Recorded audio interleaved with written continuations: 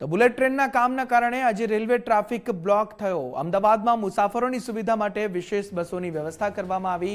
ગેરતપુર અને અમદાવાદ વચ્ચે પ્રિકાસ્ટેડ beam launch થશે। મુંબઈ ગાંધીનગર વંદે ભારત ટ્રેન આજે વટવા સુધી ચાલશે।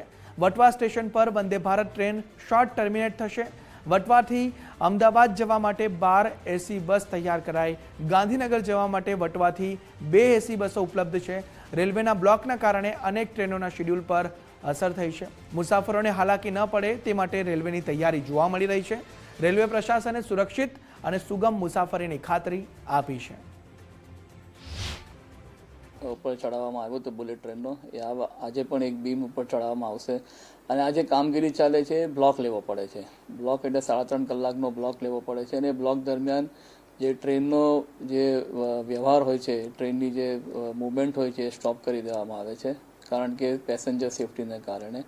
તો એને જ ઉપલક્ષમાં લઈને જ આજે જે વંદે ભારત જે આવશે બોમ્બેથી અમદાવાદ માટે એને વટવામાં ટર્મિનેટ કરવામાં આવશે અને વટવાથી જે ગાડી પાછી બોમ્બે જશે અને એના જે પેસેન્જર્સ છે એમની માટે રેલવેએ ખાસ એસી બસની વ્યવસ્થા કરી છે।